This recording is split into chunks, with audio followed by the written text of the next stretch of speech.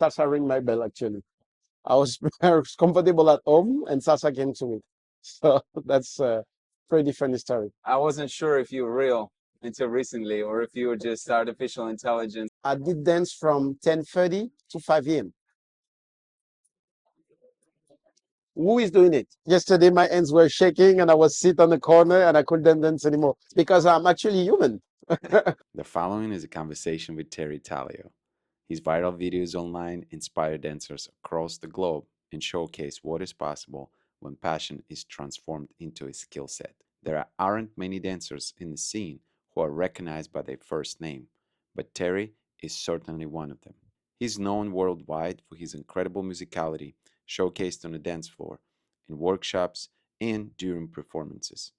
Terry shares his unique story of how salsa dancing found him and offers a rare insight into his dance career. I wasn't sure if you were real until recently or if you were just artificial intelligence manifestation of some sort.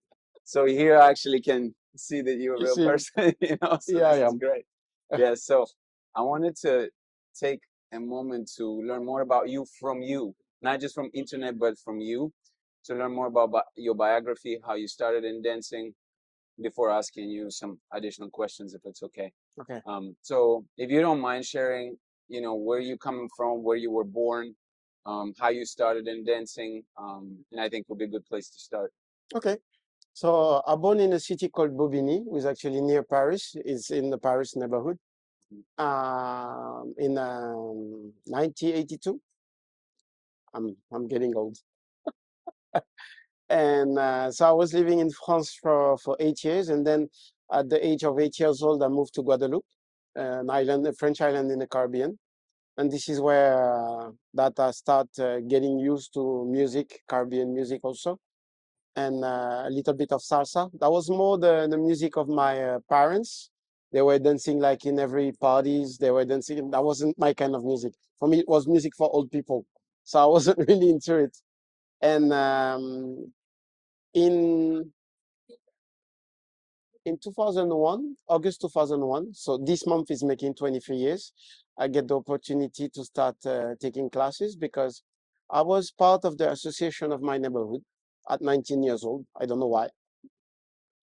And I was the closest to the place, the room where we were doing all the activities. So my house was the closest. So that's why I was responsible for the key of this place. And one day, a salsa teacher came and rang my bell because he wanted to get in the room to make a little demo of what he was about to do because he was starting his class the next week. So I went, I opened, and I watched what he was doing, and I was like, I need to do this. That's definitely something that I want to do. And a week after, I had my city shoes, and I was ready to take my first salsa lesson. So this is how it started. That's really funny because salsa rang my bell actually. I was comfortable at home, and salsa came to me.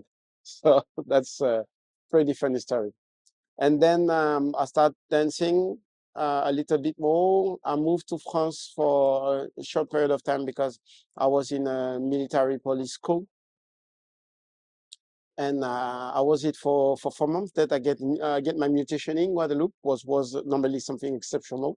So I was pretty happy because I could go back to salsa with my friend and also to be with my families and friends. So that was the opportunity to go, and I stayed there for 3 years. And then I met the 1st of January 2006 a lady called Isis Figaro, who was the owner of one of the biggest schools in France, based in Paris. And she asked me if I wanted to get in a company because she was looking for dancers. And because she knows that it's not possible to live only from dancing in Paris, that she was asking me if I want to teach also in a school. So that was something that I was dreaming on from 6 months, because in 2005 I went to Puerto Rico for the first time to compete in the Salsa Open because I won the Guadeloupean Championship. And when I arrived in this room with 2,000 people dancing at the same time, for me, it was like a kind of revelation. That was the thing that I wanted to do. And I understood this, but there were absolutely no way to do it from Guadeloupe because it's far of everything. And basically, there were as much teachers than students at that time.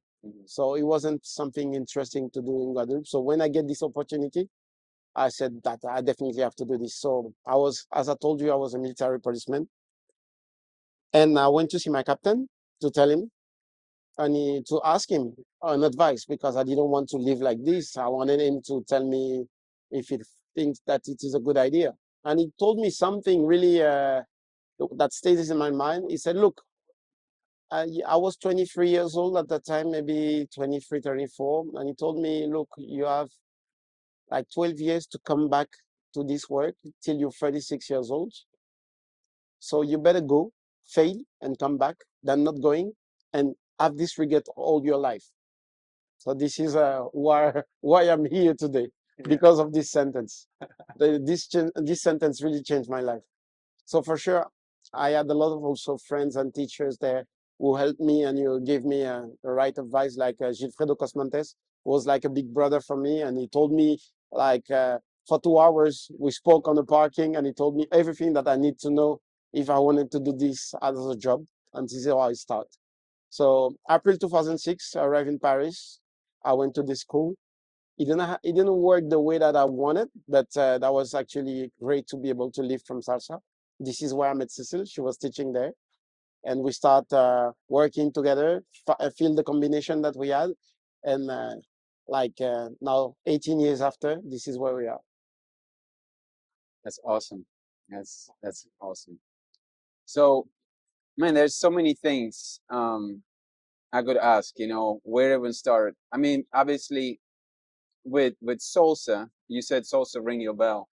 Um, you felt the connection from the beginning. You didn't. Were you interested in any other style? So you kind of dive right into salsa. The thing is that in the past, salsa was mixed. They were not for what we have in France and in Guadeloupe. They were not talking about on one, on two, anything. So I was dancing a little bit of hip hop before. Okay. But when this dance came to me and I saw the way that the guy was leading his partner and the connection that they had, it was an evidence that I had to learn this because I really get touched by it. And I wasn't that touched by the music, and it came little by little. It means that from when I start practicing, I was listening salsa something like 3, 4 hours a day, and I get really touched really inside by this music. I could listen like one song for 3 hours straight, and this is what I was doing actually. So maybe this is where I get this understanding of the structure of the salsa, because I spend a lot of time listening music and mostly the same songs because I didn't have a lot of song at that time, and it helped me to understand a lot of kind of structure into the salsa and how it works. But it's really in matter of style.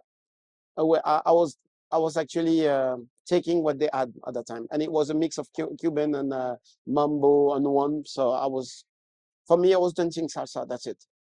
Were you captivated by the music itself, lyrics, or everything together? So I wasn't understanding Spanish at that time. So I was more touched by the music and like the arrangement and everything like this, and the voices also, because Victor Manuel, Marc Anthony, they had really great voice. So all the combination of all of this was really touching me at the time. You said listening a lot of music, even one song, 3 hours at a time.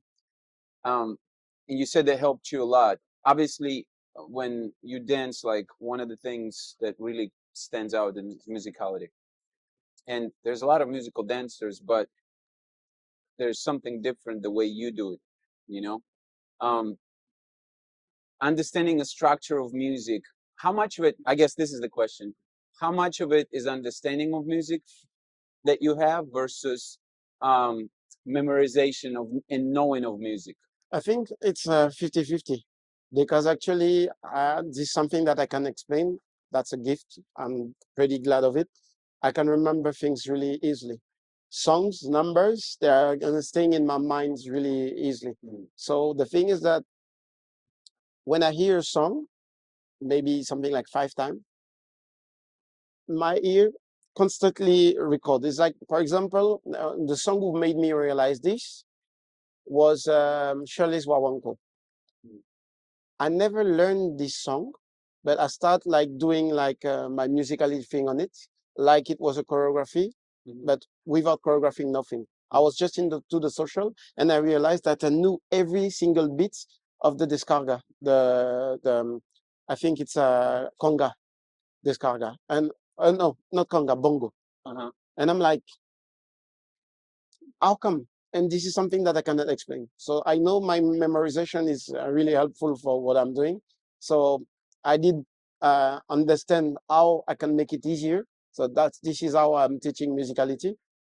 But basically, I never learned those kind of things. It's just by how much time I spend listening and how fast I can record this kind of thing. I know you did musicality workshop the other day, and you talked about singing, making a sounds, right, to help to memorize. That's also another part of the thing. When I was younger, I don't know if you remember, in the CD you had the booklets with the lyrics, and that was my favorite thing. I was grabbing the CD, a fresh thing that I was taking is taking the booklet, and I wanted to sing my favorite songs like the singer. So I wasn't doing my own version. I was exactly at the same time than him. And this thing actually, I think, helps me also to remember melodies and remember like a rhythm.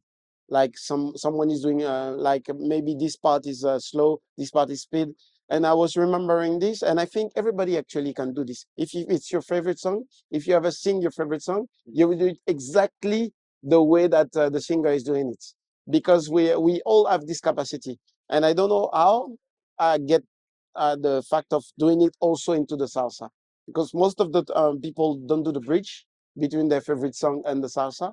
But maybe because salsa became also my favorite songs, my favorite kind of songs, music. Maybe it's also why it's helped and it's making it a little bit easier for me also. Yes. What helped you the most when you were starting to dance? Any, like, was it a technical component that you learned? Was it a mental game that helped you? What was it that you feel like in the first couple of years that really set you up well for that journey ahead? That was only playing. That was salsa was my hobby. That wasn't a job in my head. So I was just having fun doing it. So like spins, for example, that's been my one of my specialty for years. When I start spinning, thanks to Cristiano Video from Los Angeles, he's the first one that I've seen in a video. It was Mayan salsa competition, and he did free spin, and I was like, "Ah, the hell is this?" And from this, I start practicing my spins.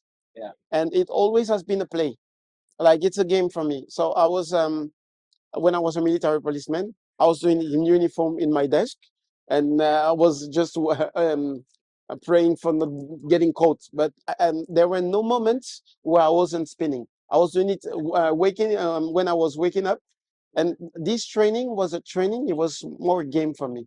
I really liked the program, the sensation of getting better at it. So I think everything that I did into the salsa was actually it came the same way. All of this was just a big game for me. Yeah. So doing turn patterns and things like this, it's funny actually. So that's why all of this I think get in an easy way. I never took it as a work. Yeah. Yeah. There's something to be said about being playful and enjoying the process versus just being focused on learning the steps, right? I think whatever you're learning, if it's entertaining, interesting, and funny, it will be way easy for you to get it than if you're just putting yourself under work and making it a little bit too serious. Something that Gilfredo Cosmontes told me: salsa is for fun. Even if it's your job, this is for fun. So from the moment that it's not fun anymore, you won't be able to like it. And I think this is what's making the difference between someone who is actually getting far into it, because he's always find the fun into what he's doing. If you can be disciplined, you're disciplined, you can be focused, but this is to play. So even if it's on stage, even if it's teaching or in the social, you have to find the thing which is making you have fun into it to make it good. What advice would you give to young dancers, both, I mean, leads and follows? Listen to music. Listen to music. There is plenty of good dancers that will and good teachers will that will be able to teach them the technique.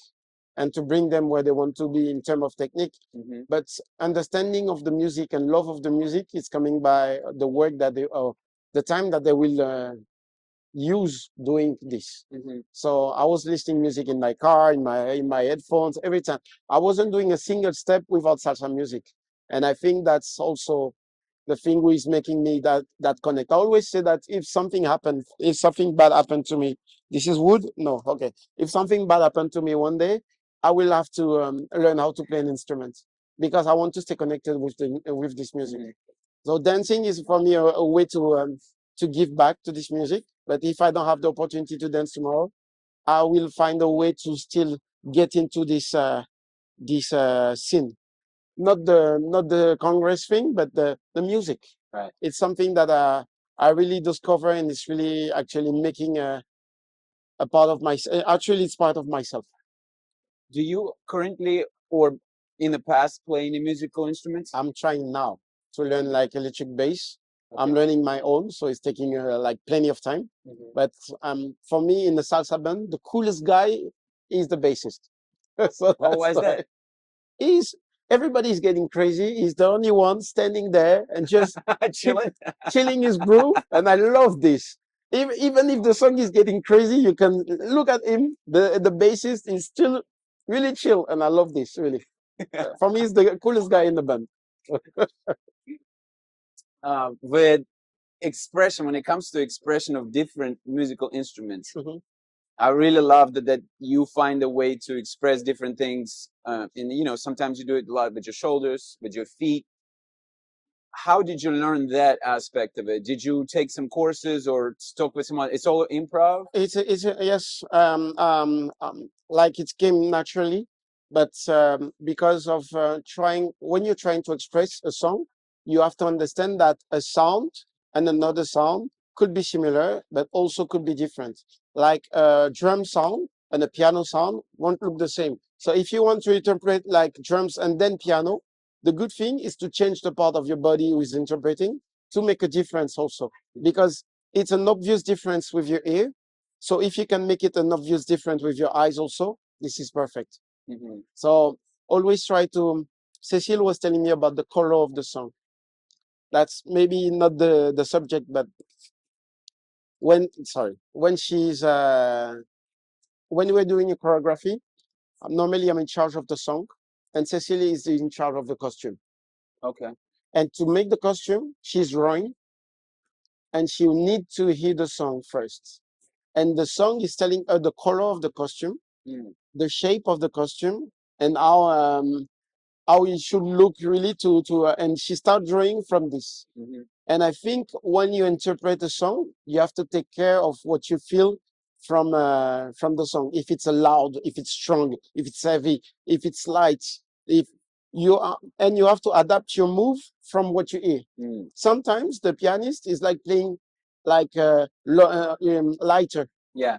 So you cannot express the music the same thing the same way that you were doing earlier. So you have to also be lighter in your steps to stay really close to the music, to the interpretation of what you, the way that you want to express what, I don't know how to say that, but basically to follow the waves. Yes. That's it. Yes.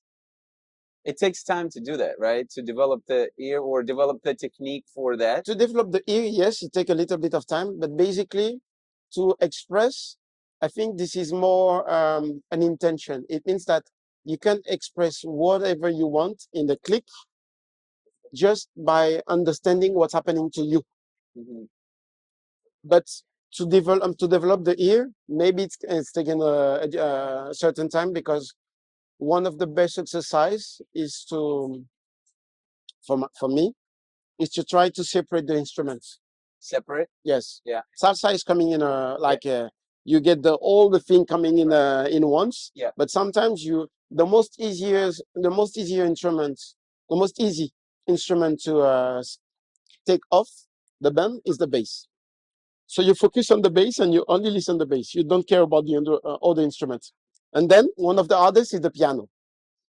You try to do exactly the same thing and get the melody of the piano, be able to sing the melody of the piano without caring about the other instrument. This is a tough exercise, but actually once you can do this, you can do whatever you want with the music. I think it's the best thing to prepare your ears. So then you don't mean actually trying to find a version of the song just for the bass. You saying listen to the actual song and really And hearing separate, hard like for you taking the instrument and you Right. focus on this one. right. That's a good exercise to develop the ear. Okay. Yes. Okay. So you can do it with the bass, with the piano, with the congas, with the bongo, whatever is really like coming back. That's a cruise ship, I think. Yes, is the one in front. So That sounds like horn, right? yeah, that's why I was like, the hell is happening? You were like, I hear the music. I know that I was in Hell's Kitchen, but I'm like, really. So the thing is that when something is coming back on the music, like the piano, they play something that is coming back, like the montuno. If you can isolate it, understand it, sing it, this is good. That's the plan actually when you're trying to work like this. It takes a little bit of focus to stay there with the instrument. Definitely. Yeah. That's why headphones are really helpful for this, because most of the time you can even hear things that you were not hearing in a regular song, and it's pretty good to practice with headphones or helmet. I don't know if it's helmet. What is the name of this? Headphones? Headphones, yes. Yeah. Same thing. Yeah. So it's really effective, I think, to work like this and to get the different the different instruments to be able to yeah. But it's a matter of focus for sure. Okay. Yeah. Okay. It's a focus training. Besides musicality, you've made it very clear how important that is. Besides musicality, for new dancers, who may be getting started or who 1 to 2 years into that, what other things you think is absolutely essential to know and understand to take themselves to the next level? Connections. There is a big thing in this industry. I think the biggest mistake that we have, and that's why we are losing people sometimes. First thing that we should focus on as teachers is the connection. Unfortunately for us, most of the people who are coming to the salsa are coming for fun, what is a good thing, but they want to dance. So that's why most of the teachers, and even me, in the beginner class, we focus more on, yes, teaching the basics, but also teaching patterns and staying in the patterns for them to get like more tools to be able to dance into the party. But if we focus on connections, salsa will become more interesting for men and ladies, because actually it's a real it can become a real exchange between both, and this is where we can really do something. We can make it even bigger than what it is today. What I'm telling is that, for example, we have this basic thing telling that the man is the leader and the lady the follower.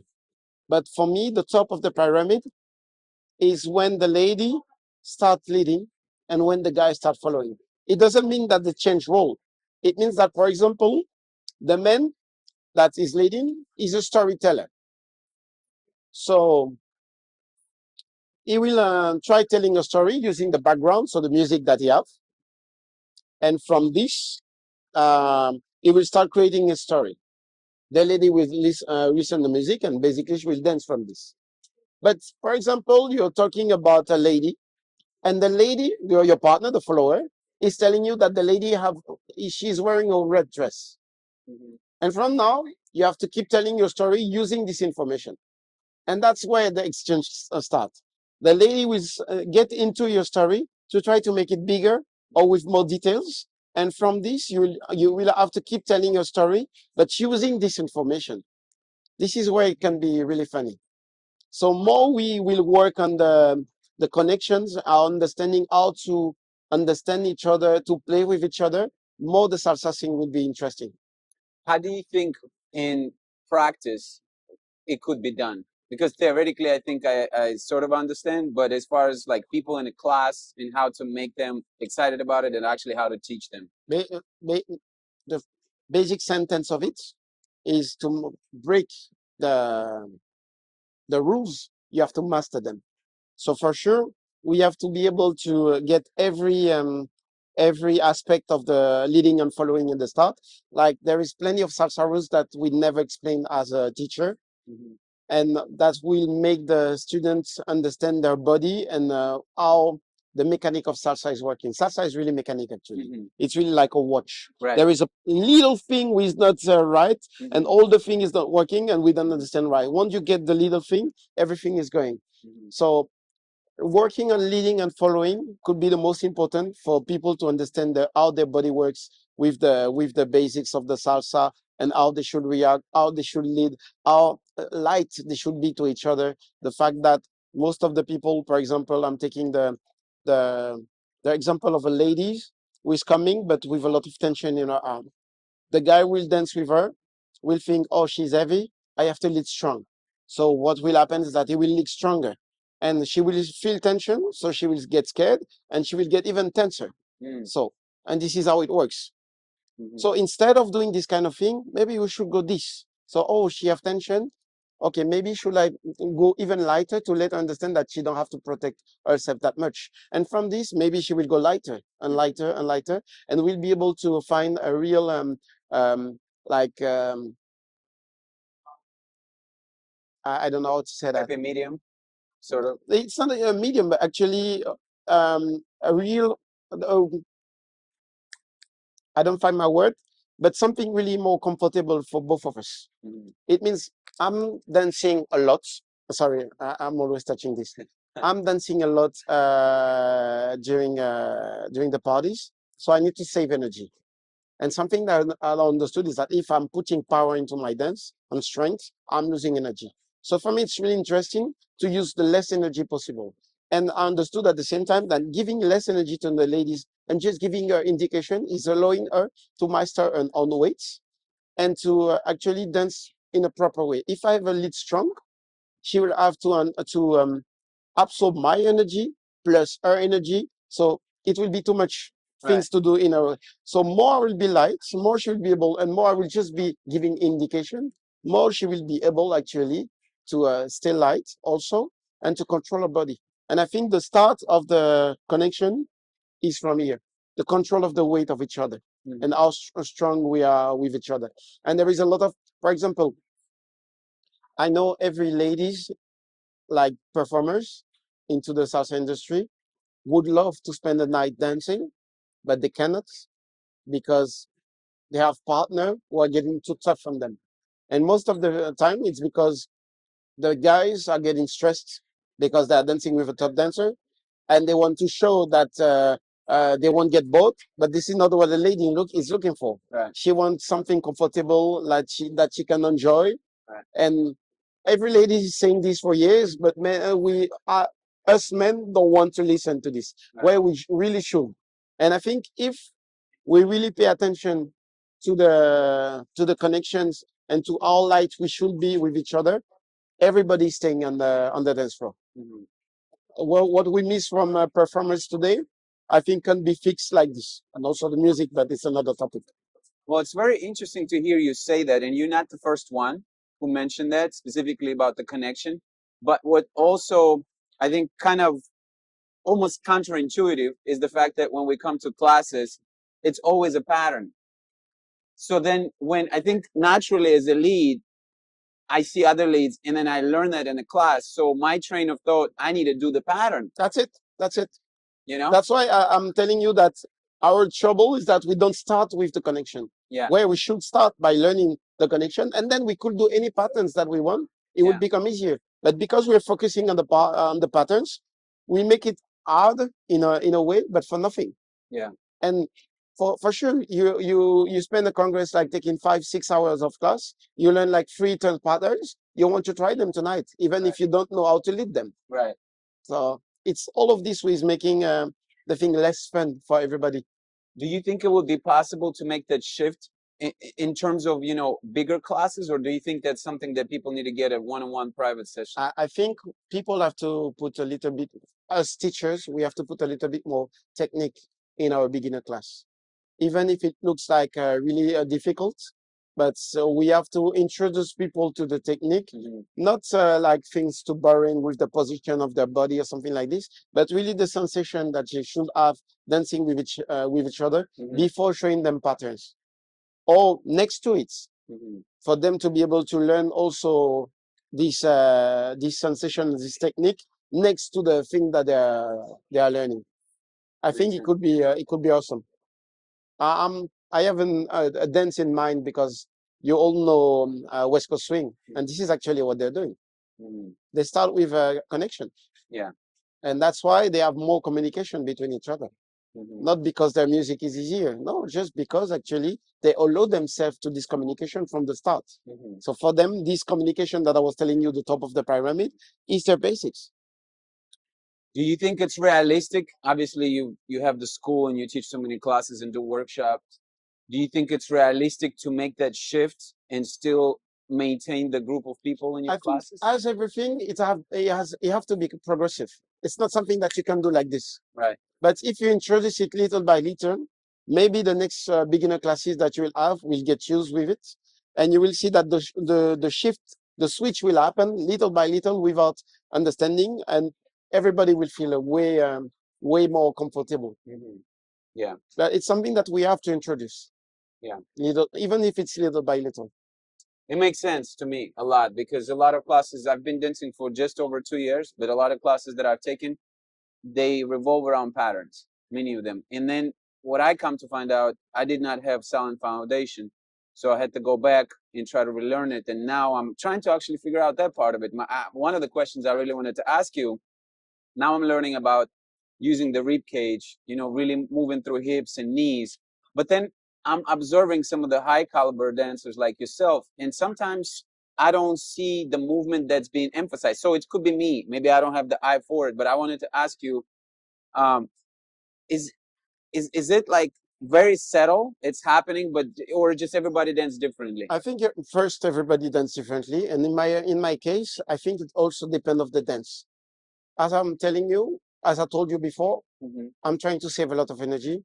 Someone who can do easily something between 50 to 100 dance a night.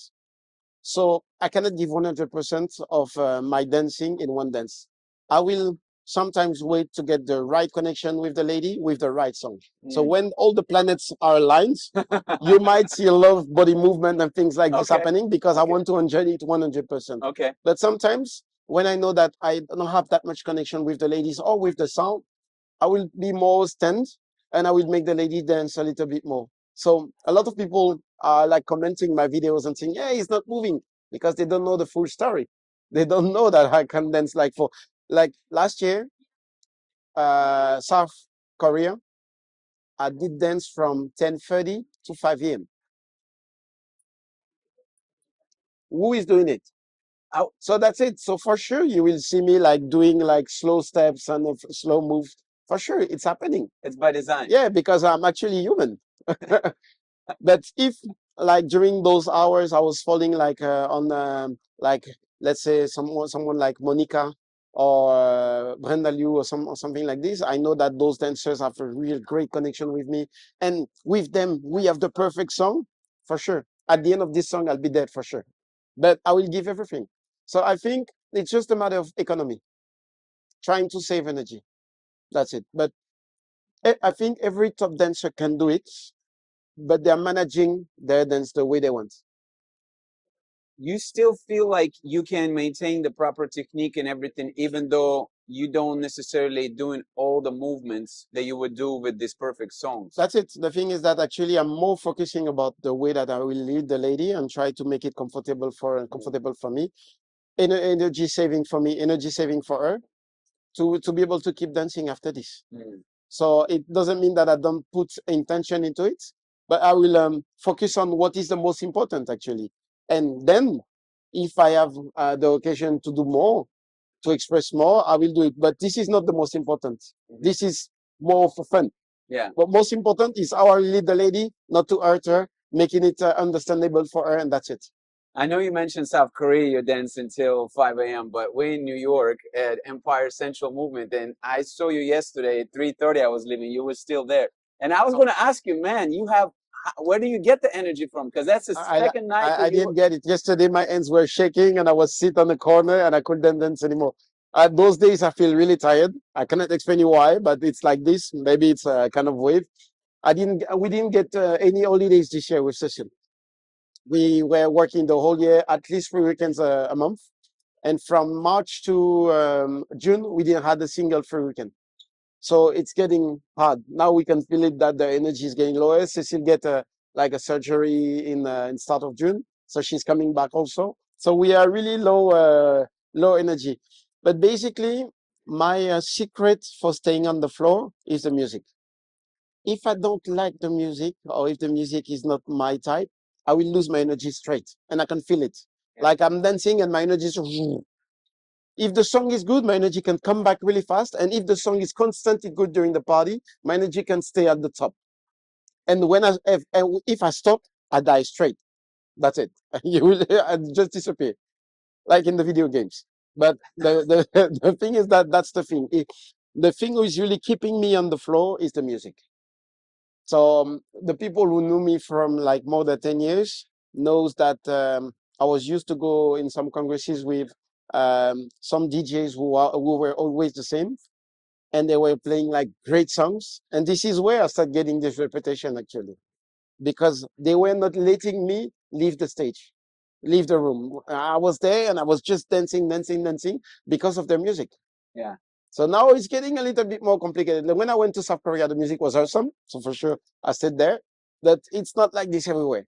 So that's it. Sometimes you will see me leave earlier because I don't feel my legs anymore because I cannot get the energy from the music. Yeah. That's awesome. What is your favorite type of music to dance to?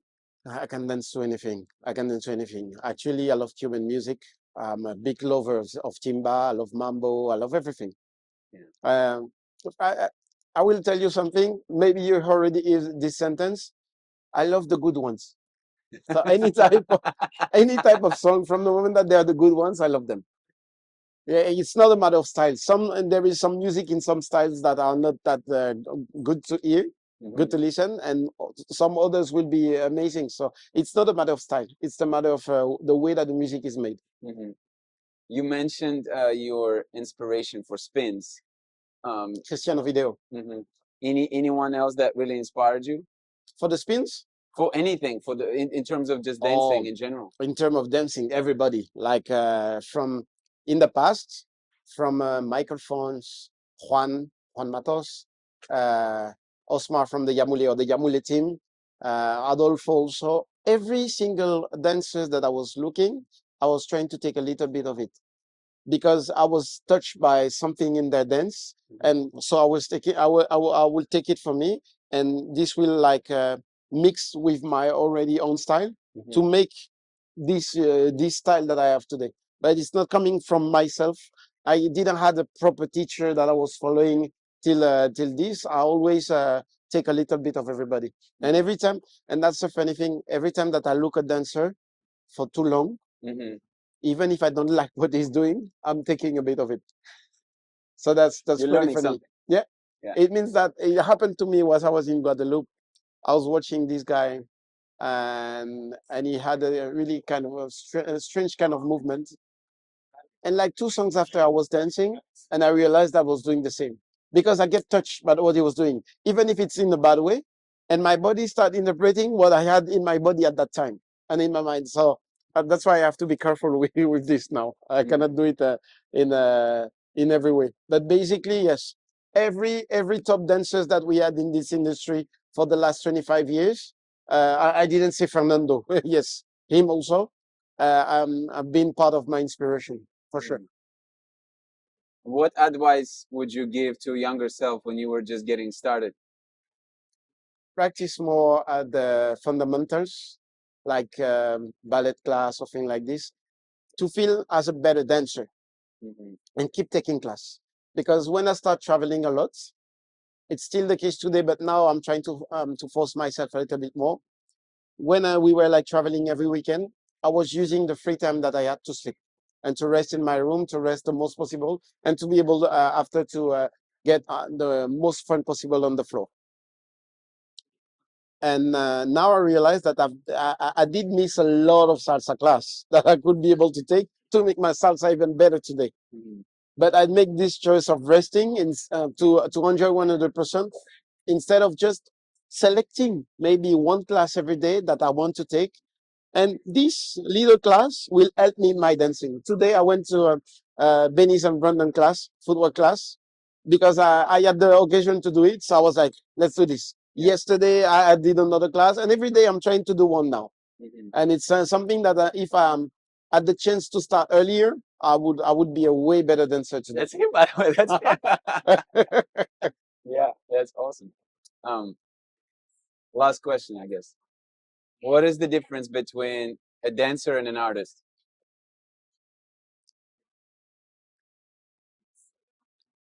I think a dancer is part of the artist. So artist is a really huge word. So artist is someone who actually is creating art. So whatever the art, so it could be dancing, could be painting, could be singing, so whatever. A dancer is someone who's actually expressing his art with his body. So for me, that's the, if I had to make a like short difference, it would be this. If you ask me how I I feel myself more as a dancer than an artist, because I do create, but I don't feel myself as a, I don't compare myself with the people like Fernando Sosa who create really huge shows and things like that. We did create shows that people like we did maybe we are reaching 30 shows together with Cecile in those 18 years that we're dancing together. But the thing is that I'm taking it differently. There is free pull in salsa into this industry. You have the shows, the workshops, the class, and the social. I love three of them, but my favorite is the social. And then I feel myself more as a teacher, and then less as a performer. So I feel myself more into the social and the dancing part than the creation of the artist. So that's why I feel myself more as a dancer than an artist. I was gonna ask. I'm glad you brought it up. That was one of my questions that I didn't ask you. Is between those three: social dancing, teaching, and performing. What would be your favorite? And But social definitely dancing. social dancing. Yeah. Yeah. It's like when I'm going to a congress, I'm going to the shows or anything like this, but my moment where I start getting the excitation is the social. It's the improv. It's the music, right? Yeah, the all of it is like the people, the music, the fact that I know that I will be able to express myself. And for me, it's a play. Like yesterday, we had the chance to see Orchestra Broadway, and I don't know their song 100%, but every time that that I'm listening a song from a CD, from an album, from file, I'm doing exactly the same thing that when I'm listening a band. I'm trying to get into the band. I'm trying to get the information from the band to know where they will start, when they will finish, because it's like they don't respect what they're doing on the album when they're doing live. So sometimes they make it longer, they make it shorter, or it switch to something else. And I'm trying to play with them to understand when the change will happen, to understand the little signal that they're giving to each other to make it happen. So yesterday I was able to do it with them, and I was pretty happy of it. And this is one of my best play when I'm going into a social. So I love dancing on songs that I know because it's allowing me to try to create new interpretation of it. But when I don't know a song and that I like the way of the song is going, I'm really trying to get the stuff that I didn't know. I'm trying to it. I really want to stay musical, even if it's a song that I hear for the first time. Yeah, that's my biggest play. And it's probably a good thing because that keeps you kind of guessing. You don't know what's coming, My right? focus is on the music, and sometimes even more on the music than my partner. I'm sorry about that.